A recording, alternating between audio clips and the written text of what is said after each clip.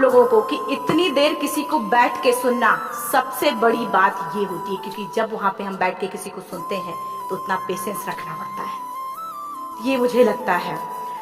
और एक्चुअली मैं 26 साल की हूँ।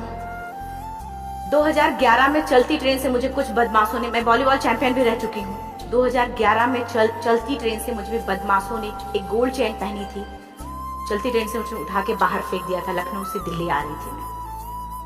कंपार्टमेंट में बहुत सारे, जनरल कंपार्टमेंट था, बहुत सारे लोग थे, किसी ने मना नहीं किया। एक प्लेयर का जो स्पिरिट होता है वो अपने आप, जब कोई छीनने की कोशिश करता कुछ भी, वो देता नहीं है। तो मेरे में भी था, मैंने मना किया और उन्होंने मुझे चलती ट्रेन से वो 4-5 उन्होंने बाहर फेंका। दुर्भाग्य ये था कि उसी समय दूसरी ट्रैक से ट्रेन आई और मैं उस ट्रेन में टकराई, फिर नीचे गिरी, दोनों ट्रेनें निकल गई। कुछ देर बाद मैंने हाथ को ऐसे रख के उठने की कोशिश किया तो देखा कि मेरा पैर कट चुका था। थाई को उठा के मेरा पैर ऐसे जीन्स में लटका हुआ था, ब्लड फोर्स फुल्ली निकल रहा, दूसरे पैर की हड्डियां टूट टूट के बाहर निकल चुकी थी। पूरी रात मैं चिल्लाती रही ट्रैक पे, छोटे छोटे पत्थर होते ऐसे चिल्लाती रही कि कोई बचा ले, कोई नहीं आया बचाने। और जब पूरी रात चिल्लाते चिल्लाते इतना कि मुझे दिखाई भी देना बंद हो गया, जब ट्रेन आता था तो वाइब्रेट होता था। इतना ही नहीं, फ्री का इनविटेशन भी लोगों को मिल गया था, कुछ लोगों को। ट्रैक पे आपने ट्रेन की ट्रैक पे छोटे छोटे चूहे देखे होंगे, मेरे कटे हुए पैर पे आग के मेरे पैर उतर रहे थे। मेरा ब्रेन कॉन्शियस मेरा पूरा काम करता मेरे, लेकिन बॉडी में कोई भी मूवमेंट नहीं था। पूरे पल में वही चीजें सोच कि कैसे मैं अपने आप को कैसे बचा पाऊं। लेकिन करीब पूरी रात ऐसे बीता। सुबह गांव वालों ने मुझे बरेली डिस्ट्रिक्ट हॉस्पिटल यूपी में है, वहां पे हुआ था ये। सुबह गांव वालों ने मुझे उठाया, डिस्ट्रिक्ट हॉस्पिटल ले जाके रखा। तो फार्मासिस्ट, डॉक्टर, सीएम, जितने लोग थे आपस में बातें कर रहे थे, हमारे पास तो एनेस्थीसिया नहीं है, ब्लड नहीं है, इसका इलाज शुरू करें तो हम कैसे करें। मुझे भी नहीं दिखाई तो नहीं, लेकिन मेरा सुनाई दे रहा था सब कुछ। वहां पे कहाँ से हिम्मत आई मुझे भी नहीं पता। मैंने बोला वहां पे कि सर जब मेरा पूरा पैर कटा, तब मैंने इतनी देर रेलवे ट्रैक पे थी, मैं उस चीज को बर्दाश्त किया, तो अभी तो आप मेरे अच्छे के लिए मेरे पैर काटेंगे। शायद आपको यकीन नहीं होगा, या फिर कभी आप लोगों ने ये चीज नहीं देखी, कोई डॉक्टर या फार्मासिस्ट अपना ब्लड दे के किसी पेशेंट को बचाया।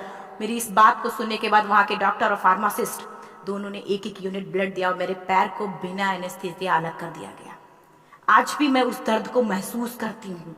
जब भी मैं जब बोलती हूँ तब मैं वो चीजें महसूस करती हूँ। उसके बाद जब बात मीडिया में आई, लोगों को पता चला कि रिमा नेशनल प्लेयर है, KGMC king George medical college Lucknow में एडमिट करें, लखनऊ से फिर sport minister, AIIMS trauma centre Delhi. तब तक सब ठीक ठाक चल रहा था, प्लेयर होने की वजह से अच्छा ट्रीटमेंट मिलना शुरू हुआ। करीब 4 महीने में एम्स में रही। एम्स में रहने के बाद जब मैं थोड़ा ठीक हुई, करीब 25 दिन बाद ठीक हुई, न्यूज़पेपर में गोल गोल लिख के अरे अरुणिमा के पास टिकट नहीं था, अरुणिमा ट्रेन से कूद गई। उसका खंडन किया घर वालों ने, फिर बोला कि अरुणिमा सुसाइड करने गई थी। जिस लड़की का शरीर का एक अंग कट चुका पूरी जिंदगी का, पता नहीं कि व्हील चेयर है, बैसाखी, या पता, यहाँ तक कि मेरे स्पाइन में 3 फ्रैक्चर था, मुझे ये भी नहीं पता था कि मैं बेड से उठ भी पाऊंगी कि नहीं। अंदाजा लगाया जा सकता, सिर्फ अंदाजा लगाया जा सकता है कि उसकी दिलो दिमाग पे क्या चल रहा होगा, उस परिवार की क्या स्थिति रही होगी जब जिस परिवार की एक यंग एज लड़की का इस तरीके का सिचुएशन हुआ हो। फिर भी कहते हैं कि जहां चाह होती वहां राह मिली जाती है। एम्स के हॉस्पिटल के बेड पे मैंने डिसाइड किया, क्योंकि अपनी बातें हम चिल्ला चिल्ला के करें, उस सिस्टम की इतनी हाई लेवल की बातें हो रही थी कि हम एक मध्यम वर्गीय फैमिली से थे, हम अपनी बातें चिल्ला चिल्ला के कह रहे थे, लेकिन कोई नहीं सुन रहा था। लेकिन कहते हैं मैंने अपने दिल, दिमाग, अंतरात्मा से ये चीज सोच लिया कि ठीक है, आज आपका दिन है, जितना चाहो बोल लो, एक दिन तो मेरा दिन आने वाला, मैं प्रूफ कर दूंगी कि मैं क्या हूँ, मैं क्या थी, ये मैं प्रूफ कर दूंगी। हॉस्पिटल के बेड पे डिसाइड किया वॉलीबॉल नहीं, लाइफ का सबसे टफ गेम करना है, तब मैंने माउंटेनिंग चुना। जब मैंने माउंटेनिंग कहने और करने में बहुत फर्क होता है। जब मैंने माउंटेनिंग की बात सोची और लोगों के सामने, सबसे बड़ी चीज थी सही गाइडेंस में ट्रेनिंग लेना, दूसरा स्पॉन्सरशिप। इतना बड़ा एक साथ तो मैंने 40 से 50 लाख मैंने वाकई में कभी नहीं देखे थे पहले। मेरे लिए बहुत बड़ी चीज थी वो इकट्ठा कर पाना। जब मैंने लोगों के सामने रखा कि मैं माउंटेनिंग करना चाहती हूँ, एवरेस्ट के लिए मुझे ट्राई करना है, हर किसी ने मुझे बोला कि क्या है, पागल हो चुकी हो क्या, तुम्हारा दिमाग खराब हो चुका, तुम कभी नहीं कर सकती माउंटेनिंग। एक पैर आर्टिफिशियल, दूसरे में रॉड है, और तुम्हारा दिमाग खराब है, स्पाइन में भी फ्रैक्चर है, तुम पागल होगे, चुपचाप कोई नौकरी करो, जीवन यापन करो। क्योंकि लोगों का सबसे बड़ा प्रॉब्लम ये होता है, लोग फिजिकल देखते, पैरों को मेरी अंतरात्मा में क्या चल रहा था वो तो किसी को पता ही नहीं था। मुझे लगता है कि आज यहाँ पे मैं भी सुबह से देख रही हूँ, इतने अच्छी चीजें मैंने सीखी यहाँ पे। बहुत बड़े बड़े स्पीकर को शायद आप लोगों ने भी सुना, आज मैं भी आपको यहाँ पे कि चाहे जितना मोटिवेट करूँ, चाहे जितना चीजें मैं बताऊं, लेकिन मुझे लगता है सबसे बड़ा मोटिवेटर कौन होता, आप खुद। जिस दिन किसी भी लक्ष्य के प्रति आपकी अंतरात्मा जाग गई, आपको कोई नहीं रोक सकता उस लक्ष्य को पाने में।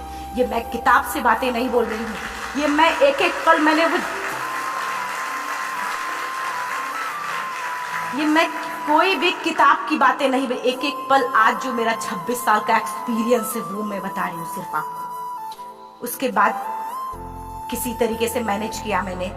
भाई साहब, मेरा परिवार मेरा बैकबोन था। परिवार ने मुझे, भाई साहब ने मुझे कहा कि मैडम बछेंद्री पाल जिन्होंने 1984 में एवरेस्ट समिट का, उनसे मिलते हैं, वो जरूर कुछ ना कुछ करेंगे। हॉस्पिटल से निकलने के बाद मेरे राइट लेग में स्टिचेस लगी थी। मैंने डायरेक्टली घर जाने की बजाय, जब लोग ये सोचते कि मुझे अपना जीवन यापन कैसे करना है, जब लोग ये सोचते हैं कि मुझे अपनी जिंदगी के, मेरे दिमाग में सिर्फ 2 चीजें चल रही थी, मुझे इनका जवाब कैसे देना है और एवरेस्ट समिट कैसे करना है।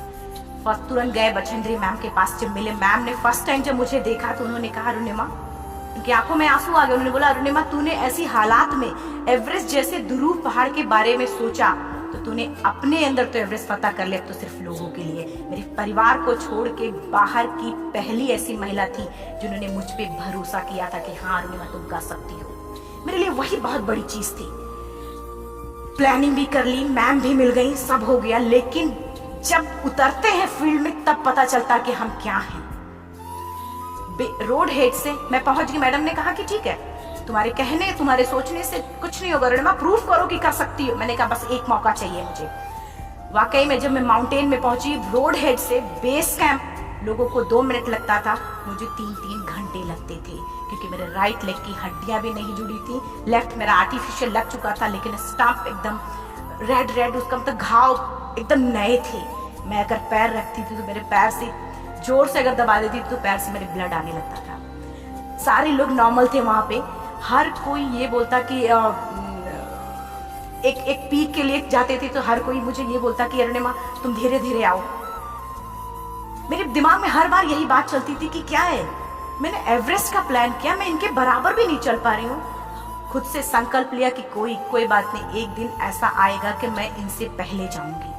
और आपको शायद यकीन ना हो, आने वाले 8 महीने बाद पूरा का पूरा वेट उठा के बेस कैंप से साथ निकलते और टॉप पे पहले पहुंचते। ऐसे करके देखते थे कि अरे ये लोग तो पीछे। खुशी होती थी, उससे भी ज्यादा मुझे खुशी तब होना शुरू हुआ जब वो सारे लोग आके मुझसे ये पूछते, मैडम खाते क्या हो, बता दो। पैर नहीं है फिर भी कैसे चलते हो।